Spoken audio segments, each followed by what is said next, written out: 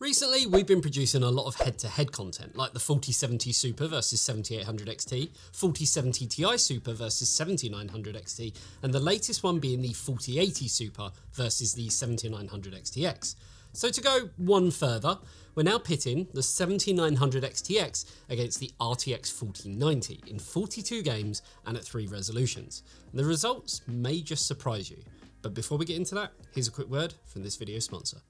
I'm so happy my new system's finished. It looks great. That looks terrible. You didn't even upgrade the stock cooler. Yeah, well, I couldn't afford to replace the cooler. They're so expensive. That's where you're wrong. The Thermaltake TH280 V2 ARGB is an affordable, powerful and stylish cooler that will work perfectly in your build, especially if you get the Snow Edition in crisp white with ARGB CT fans and that cool Infinity mirror pump head.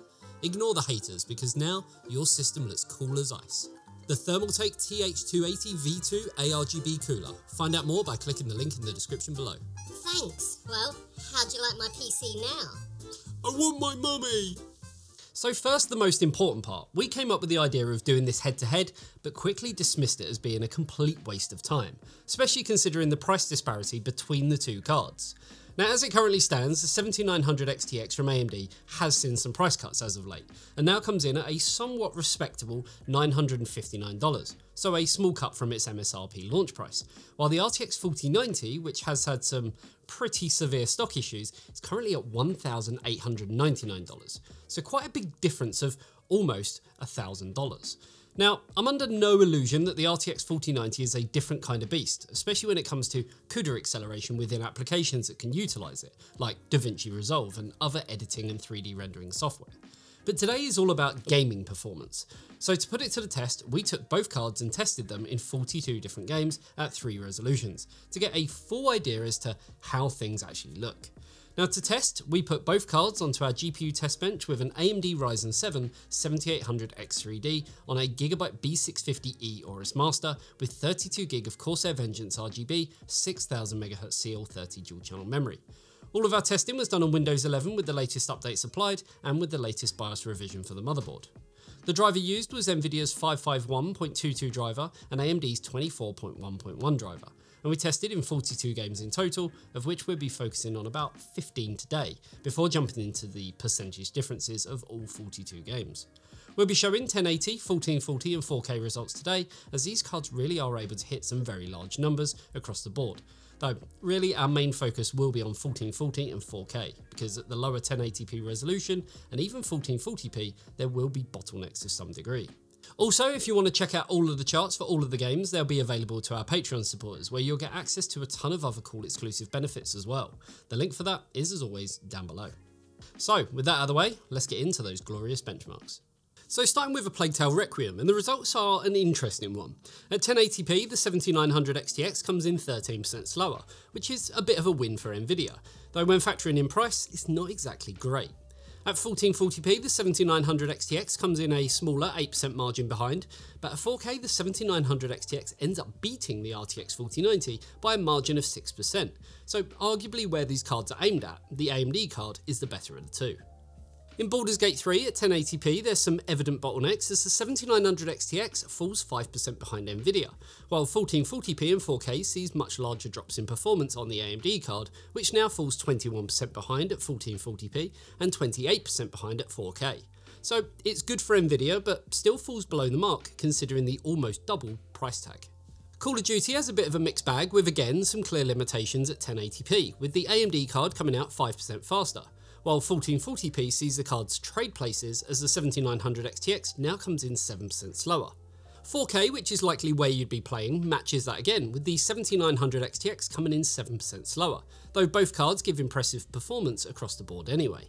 Cyberpunk is another game where we see CPU limitations even with our 7800X3D at 1080p, and for the most part at 1440p as well. So while there is a 5 to 6% margin that goes both ways depending on the resolution, 4K is the only one that really makes sense, with the RDNA 3 based GPU falling 8% behind Nvidia. In our first ray tracing based game, I think we all knew which way this was going to go. At 1080p, the 7900 XTX takes quite a beating with performance that sits 35% behind the RTX 4090, and just clings on at 59 FPS. 1440p increases that lead by a sizable margin as AMD now fall 49% behind Nvidia, and are now into the realms of unplayable frame rates. And 4K takes it one step further. Nvidia are now teetering into the unplayable category, but AMD fall even further behind, now separated by a 53% margin. F123 favours AMD generally, and that's seen at 1080p, where the 7900 XTX comes in 14% faster than the almost double priced RTX 4090. Though at such high frame rates, it's nothing you'd ever really notice, but still spells trouble for Team Green. 1440p, however, has the cards drawing much closer, though AMD still hold a 4% advantage over Nvidia. And then 4K, the 4090 fights back as the RDNA 3 based GPU now comes in 2% slower. But even though it technically loses, when looking at the full picture, it's still a win. Enabling ray tracing does show that Nvidia are so far ahead it's not even funny. At 1080p, AMD drops 29% behind Nvidia, though again, high numbers and likely nothing you'd ever notice. 1440p widens that gap even more, with AMD now falling 33% behind, and 4K sees 37% lower performance from the 7900 XTX, and now putting AMD into an area where upscaling could potentially be needed to bring those numbers back up. Far Cry 6 is another game that has some bottlenecks, even with our 7800X3D, though with either GPU you'd likely be happy with the performance, even if the 7900 XTX does drop 3% behind Nvidia at 1080p. At 1440p, things switch around slightly as AMD now push out 4% more frames, though that win is short-lived as Nvidia wake up at 4K and push the 7900 XTX 7% behind. Both cards present decent numbers with ray tracing turned on, though as expected Nvidia come out the stronger of the two cards at all three resolutions. In terms of numbers, the 7900 XTX comes in 8% slower at 1080p, 12% slower at 1440p, and 16% slower at 4K. While this is good for Nvidia, it's still not great considering the almost $2,000 price tag that the 4090 comes in at. Hogwarts Legacy sees AMD take the lead by a healthy 14% margin at 1080p, but that's somewhat short-lived as the margin shrinks to just 6% at 1440p. While 4K has the Nvidia card coming in the stronger of the two, and AMD now falls behind by a 5% margin, though across the resolutions it does consistently have better 1% low figures in favour of AMD. Turning ray tracing on means that the AMD 7900 XTX falls behind, but the question is by how much? Well, at 1080p we see it drop 15% behind Nvidia's flagship, while 1440p sees that double, now seeing 30% slower performance. But 4K, again, which is where these cards are aimed at, sees the largest margin with the RDNA 3 GPU dropping 43% behind Nvidia's Ada Lovelace based card.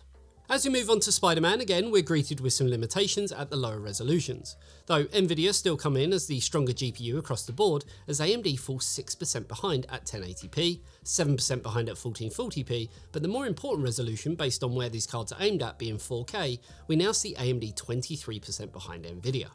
With ray tracing switched on, that gap just gets stronger, now with AMD pushing out 8% less frames at 1080p, though there is still some bottlenecking going on.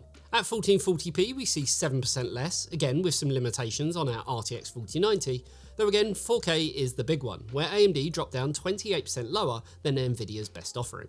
Moving over to Ratchet & Clank, which heavily favours AMD, especially in the lows, and we find the 7900 XTX winning at 1080p, albeit by a 2% margin of error difference. While the higher resolutions see AMD dropping in performance in comparison to Nvidia, as the 7900 XTX now sits 9% lower at 1440p and 13% lower at 4K, though as mentioned AMD do come in stronger in the 1% low figures. As we enable ray tracing, Nvidia really do have an opportunity to show their superior RT performance across the board. What we do find is that Nvidia hold a strong lead with margins where the 7900 XTX falls 38% behind at 1080p, an equally impressive 39% behind at 1440p, and 4K sees 48% less frames than the RTX 4090. Finally, in our last game, Starfield, AMD lose out again at all resolutions. At 1080p we find the 7900 XTX coming in with 10% less performance, 20% less at 1440p, and the same 20% at 4K. So some more wins for Nvidia, though when we look at pricing, it's not as clear cut, because while it's a win, the almost double markup on the RTX 4090 doesn't make it worth it. So I think it's pretty clear to see that AMD is the winner, and if you can't see that, let me explain. While the RTX 4090 did win in a lot of cases, the extra cost involved just doesn't warrant the performance gains that you get for a gamer. Typically, I'd say that if a GPU is 20% more expensive, then I'd be wanting at least that extra performance, plus maybe another 5% or so to really create an argument for it. But as the 4090 is currently 98% more expensive, it just doesn't offer up the equivalent or better performance, even when looking at ray tracing comparisons. Sure, there is an argument in terms of the 4090 having better upscaling, more future-proof technologies, but there's so much more to it than that I'll kind of touch on a little bit later on. For now, just to confirm numbers, it is worth actually taking a look at the complete 42 game list and how each card performs in comparison to each other. Also, as requested, we've now actually broken it down into pure rasterization results along with ray tracing being separate. Now in pure rasterization at 1080p, we find the 7900 XTX coming in 7% slower overall. What the chart shows is that Nvidia really do dominate in most of the 30 rasterization tests, but with some wins coming to the 7900 XTX, it does allow it to even out, especially with such large gains like Hogwarts Legacy and F123, while the 7900 XTX falls behind in about 3/4 of the games tested, though in a lot of cases it's only by a single digit percentage. Obviously there are some strong contenders like Tiny Tina's Wonderland, but for both of these GPUs at 1080p, you are still entirely in the area of limitations from the CPU. Now as we move up to 1440p, the margin increases, now with the 7900 XTX coming in 13% slower overall. Again, there are some wins like Red Dead Redemption 2 where the AMD card comes in 30% faster, but being on the Vulkan API, it really does favour AMD quite dearly. At the other end of the scale, we have Tiny Tina again coming in strong for Nvidia, and Warhammer 40,000 Darktide, both in excess of 30%. The majority of the margins are sitting between 10 to 20%, which is good for Nvidia, but again, when it comes to the price and value for money argument, well, it isn't great. Then, when we look at 4K, which as mentioned is where these cards are both targeted towards, the margin widens again, now with the 7900 XTX dropping to 18% behind the RTX 4090. Without Red Dead Redemption 2, which is an outlier for AMD, it doesn't really change too much, as the margin would then lead to AMD being 19% slower overall because the performance is so dominant on the Nvidia card. We now have other games sitting above a 30% margin, such as Shadow of the Tomb Raider, Doom Eternal and the Callisto Protocol. And yes, again, while the margins are nothing to grumble at, I couldn't really justify basically paying double the price for those gains. So ray tracing is a fun one, because we probably knew exactly how this was going to go. Nvidia win. Everything. At 1080p, the 7900 XTX comes in on average 26% slower, and you know what? I'm actually fine with that. It's actually a testament to what AMD have done in the 7000 series, because, well, the generation before frankly sucked when it came to ray tracing performance. Now at least we have something, even if the disparity is pretty large in some games, like Ratchet & Clank, where AMD come in 38% slower, or Alan Wake 2, which is arguably an Nvidia geared game, coming in 37% slower. What is interesting is that in some titles the margins aren't maybe as large as you'd think, though again we're only at 1080p, so wibbly wobbly bottlenecky stuff. As we move up to 1440p, the gap widens as expected. Now the RDNA 3 based GPU comes in 33% slower overall, and the gains in individual games really do get quite sizable. Now the biggest comes by the way of Cyberpunk, which is an Nvidia based game, with the AMD GPU now coming in 49% slower, and the bulk of the games do actually see a 30% performance difference in favour to Nvidia. Though again, if you're playing Spider-Man or Far Cry 6, there's definitely a bigger argument for AMD, especially given the cost savings involved. Then lastly, as we move up to 4K, the 7900 XTX now comes in 40% slower overall.